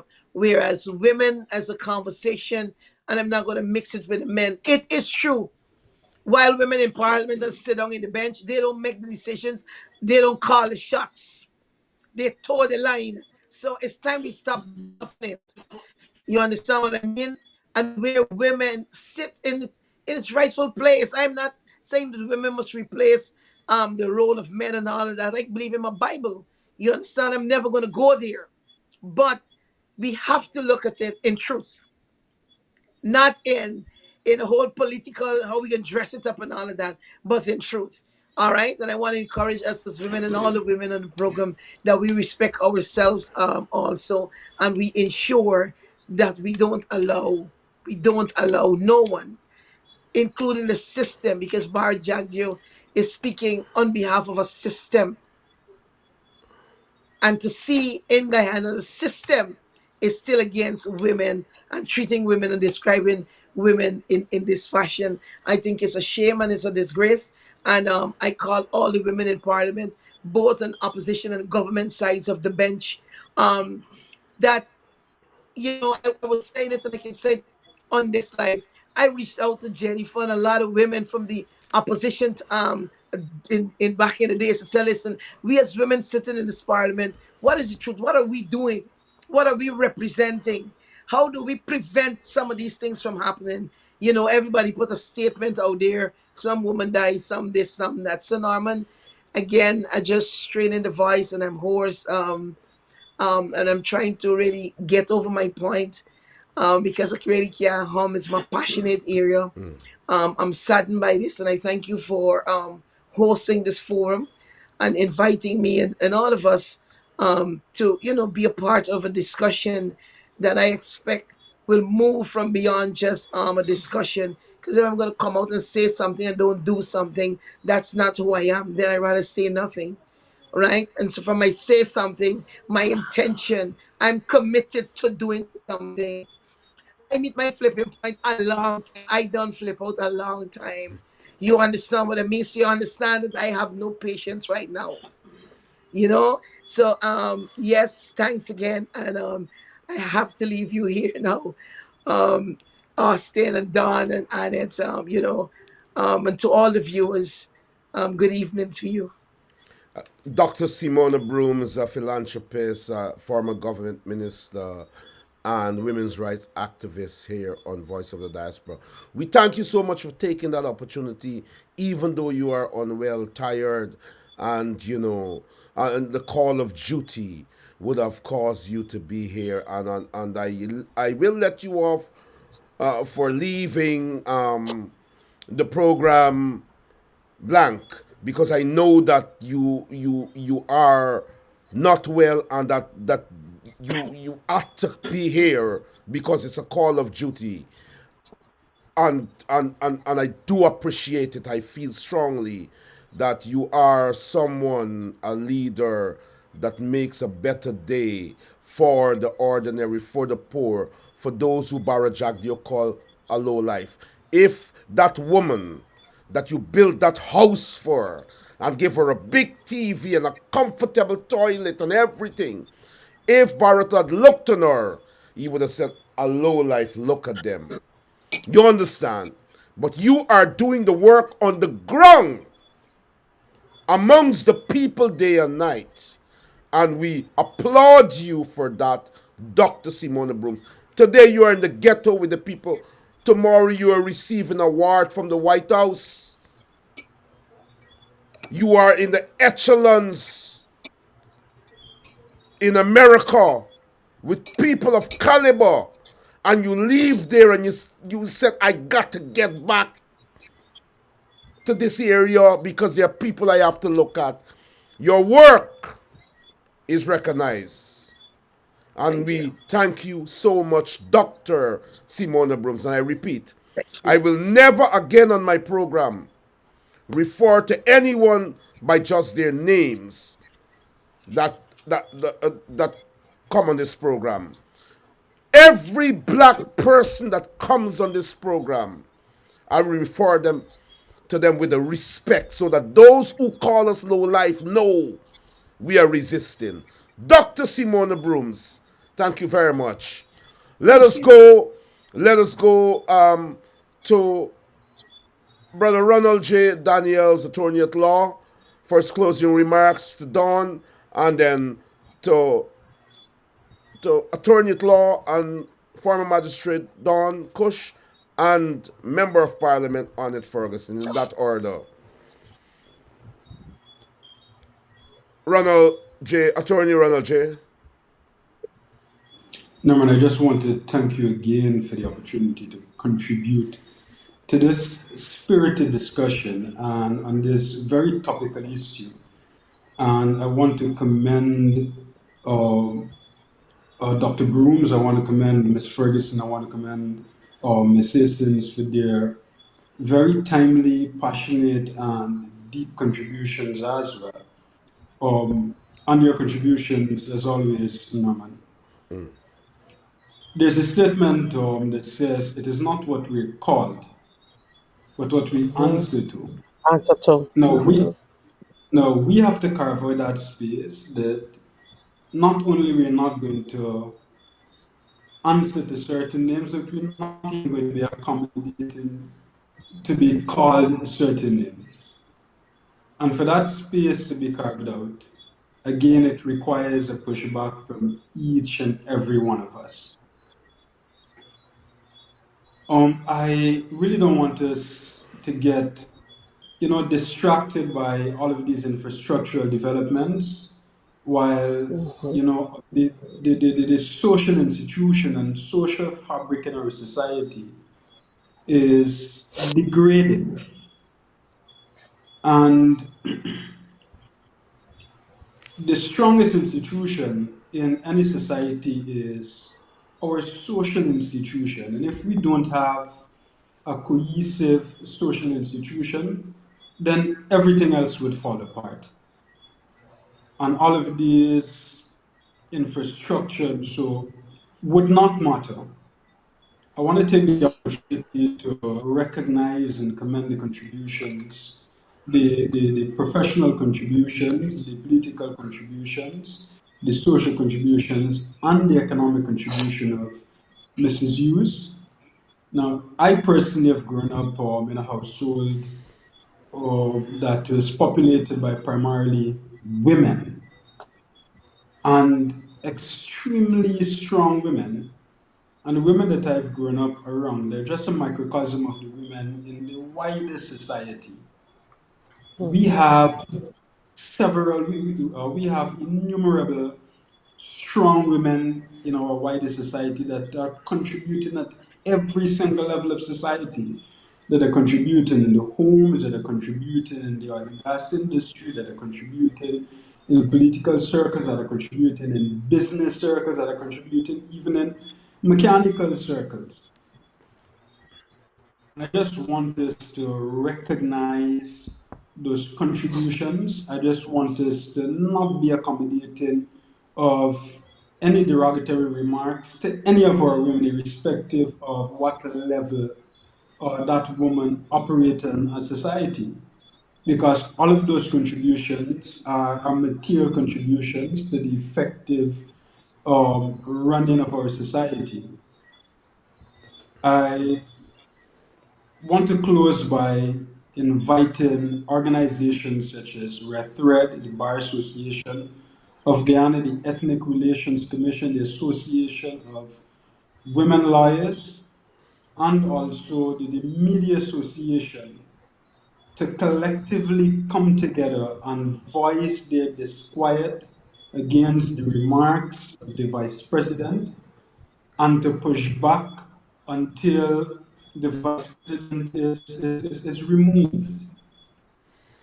We cannot continue in a society with a Vice President that has absolutely no respect for women and that Nobody. is, No, go ahead, well, Ronald. Go ahead. certainly, Attorney at no, no, law, well, Ronald. certainly no respect for anybody. But I, That's what I but was about I, to I say. but Nobody. I highlight the disrespect to women, especially in the context of the conversation that we're having. And those can't be the standard by which our society continues to be run. Thank you again, Norman. Flipping, Thank you Arif, a again. flipping point, flipping point. What do you have to say, flipping point? We've had so many instances. Is As this it? Dr. Simona Brooms has said, no, no, we have had so many instances that we should have been flipped out already. And if we are not completely flipped out by this incident, then I'm not sure if anything at all would be That's sufficient to correct. flip us out completely. This, this has to be the ultimate, and this has to be the point beyond which we will have absolutely no accommodation for these types of actions, these types of words, and these types of posture in our society. Ronald J. Daniels, attorney at law, and I want to say again that you know what? Ronald J. is nurtured by Hughes, Field, and Stobie in the legal fraternity. He is a part of a law firm that is run by distinguished lawyer Nigel Hughes, who is the husband of Cathy Hughes. And they are role models for so great many lawyers, young people. And when we hear haters and demonic people with one word, nasty and horrible, call those who have built an empire in service to the people, not an empire for themselves, an empire in service to the people that has withstood the test of time, we know that we are in terrible times. We have to reach the flipping point. Former magistrate and attorney at law, Don Kush, your closing remarks. And then we go to Member of Parliament, Anet Ferguson. Thank you, Norman. What is of great concern to me also is the timing of this. And if the president does not see the liability that flows from this at a time when divisiveness is the last thing that Guyana needs, and the Jagdeo is a have any hope in any possible annexation by Venezuela, then Mr. Jagdeo can be a part of this. Mr. Jagdeo has played a role in having Venezuelans become citizens of this country. I am not sure by what means, but that has happened. Venezuelans have citizenship. I heard Mr. Kemal Rambutan was even saying that these people should have their citizenship taken away. But the comment, low life, that really ran through my blood. And not only my blood, because if he's going to call Cathy Hughes a low life, what about the Armenian woman living in Etirenbang Yes. or living somewhere in the interior?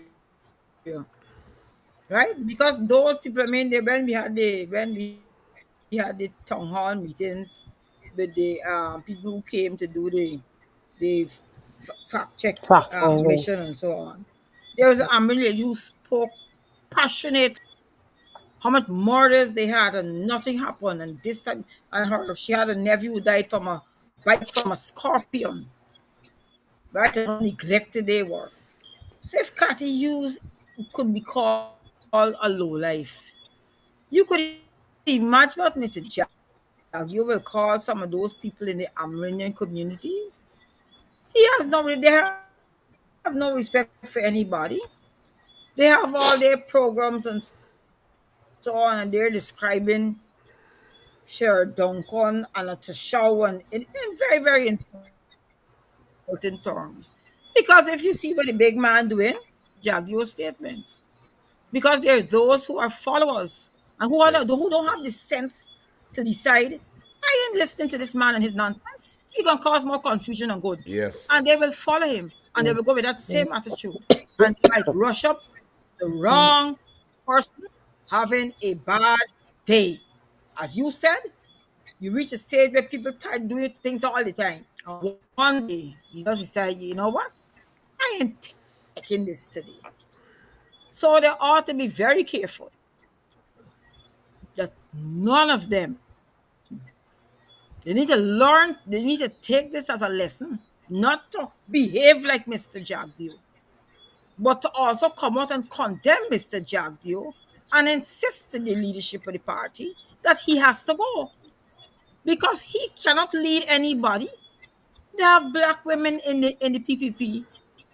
Onej Waldron worked with Cathy Hughes up to the time when she became a minister of this government. What is to say he won't look at her tomorrow and call her a low life? He has no limit. He has no respect. I don't think Mr. Jagdeo has respect for anyone. He's caught up in this whole world. That is not a realistic world. To me, everything for him is seen in dollars and cents, and that is what his priority is. And if that is his priority, he can be our vice president. He is vulgar, he's crass, and he's disrespectful. And this is nothing new, but it is getting worse, We have right? reached the I'm flipping even point. wondering if he's having some sort of some mental break. Careful, but we have to ensure that this matter does not just fall away. This matter has to be dealt with. It started with Cathy Hughes, but it's an attack on not only women of African descent, women of all ethnicity, and I dare say men as well, right? So we all have to come together and ensure that Mr. Jagdeo goes his merry way. Thank you, Norman. And Yes. it's Member of Parliament Anet Ferguson, your closing remarks. Um, Norman, once again, I really, really appreciate this conversation and you hosted it. And to my esteemed colleagues, I also thank them for sharing this same platform with me on a matter that I deem as public importance. But before I give my final remarks, allow me to quote from Thomas Jefferson. I think in the 17th century. And this is what he said. Quote, we hold these truths to be self evident that all men are created equal, Equal. that, yeah, that they are endowed by their creator with certain unalienable rights, that among these are life, liberty, and the pursuit of happiness, unquote. Happiness. Now, Norman, now, Norman, earlier, just before, when Mr. Daniels was giving his remarks, he made a statement. Not what one is called, right? Not what one is called, what one answer to. Something to that effect, right? Yes, go ahead. But good. But this particular statement reminded me of what my mother did in our lives as children growing up. You know, the boys in the neighborhood would refer to my younger brother, call him by names. And my mother nip it in the bud, because my mother said, if you're called X and you answer to X, X would remain on you. You Yes. know, so I have that in my mind. This whole issue with Mr. Bharrat Jagdeo referring to my female colleague as low life has caused me to even think deeper. You have men like the Prime Minister, Mr. Mark Phillips, who has a wife. You have Bishop Gwan Edgel, who has a wife. You have Mr. Joseph Hamilton, who has a wife. You have Mr. Ropeseman, who has a wife. And I'm just singling out these men not because of their ethnicity, but because I know that they have wives. Now, when they go home to their wives, what answer do they have if their wife is to ask them, man, I hear this man referring to a female like myself as a low life. Do you consider me being your wife as a low life? And I would love to know what those responses would be behind closed doors in those homes. So, Norman, this man for me, Mr. Bharat Jagdeo, has lost it, because I don't think he's losing it. He has lost it. I think he needs a medical examination, and I would recommend that he Absolutely. see the psychiatrist, Dr. Harry, I think, who has an However, office Harry, there, yeah, who has an office there in Middle Street. Or if he can't find Harry there, perhaps he can visit Kanji in East Barbies there, where he can have a full evaluation of his mind. Because whatever is in a man's heart, that is what comes out. You understand me? That is what comes out. Mr. Barajagio, not all, I don't even think he has respect for himself. So I believe the time has come, as I said earlier, for us to up the ante. The pressure must be applied, because I am fed up. I think I have reached more than the flipping point where this gentleman is concerned. And I believe it is time we do what we are required to do as women, and do not allow this particular incident falls through the crack like every other incident that we would have faced from 2020 to 2020 from 2020 to now. So I'm saying here that I'm ready. I think earlier in the program we had this term mentioned, women in action. So it is time women women take the appropriate actions where Mr. Barrett Jagdeo is concerned. It is time for him to go, and go now. So thank you once go again, now. Norman, for having me. Member of Parliament, Anet Ferguson there. Um, this is it. I hope that we will be able to have Cathy Hughes, Member of Parliament Cathy Hughes, on this program tomorrow, along with Mr. Kemraj Ramjatan, Apostle Nigel London, and J.R. Crawford on this program. I will reach out to them and this discourse will continue. Thank you very much for being here on the Voice of the Diaspora.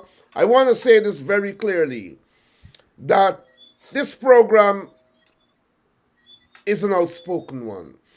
It is a program that facilitates voices, not some voices, all voices. And I dedicate it to the struggle, literally to the struggle. What I want to say in my closing remarks, for 1 minute, not 2 minutes, in the call by members of parliament and other prominent African Guyanese in society, in that call for the removal or for holding Mr. Bharrat Jagdeo accountable, they must prove to us that there's a structured approach in that sojourn, in that venture. Not call somebody there, call somebody there. Reach out to all important sectors of society and demand that as a collective, we save our country from the madness that Mr. Jagdeo has it in. And so if the unions, if whatever, all of the important sectors must be called upon, and it must be documented that they've been called upon. And so when we speak to the public, we know who are the betrayers. This struggle must continue, but we have reached the flipping point, and now we have reached the end point. Thank you so much for being on Voice of the Diaspora, standing alone with Member of Parliament Anet Ferguson and former magistrate and attorney at law Don Kush. Thank you so much for being here on Voice of the Diaspora.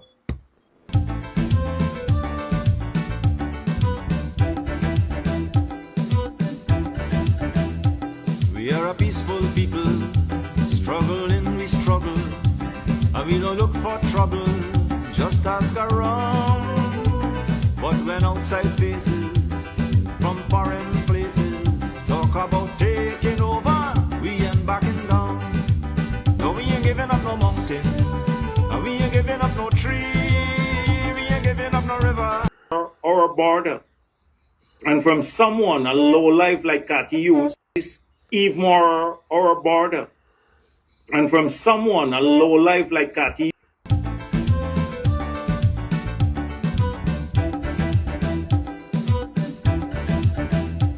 We are a peaceful people, struggling we struggle, and we don't look for trouble, just ask around.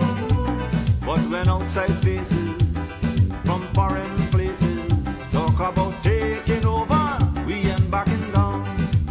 No, we ain't giving up no mountain, and we ain't giving up no tree, we ain't giving up no river that belong to we. Not the one blue sake, not one rice grain, not one chorus, not a blade of grass.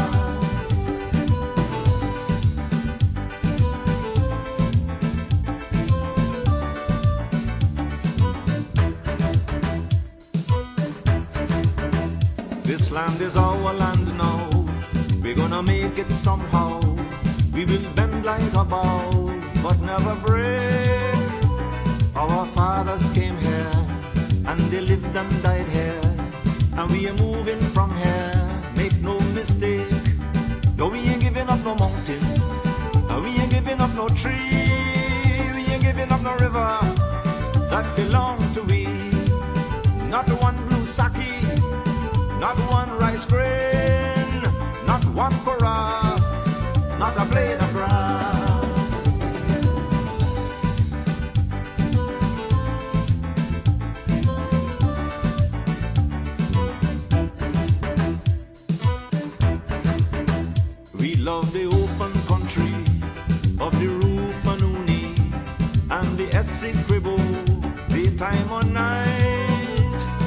they criticize it. This is our home, we love it, and we mean to keep it.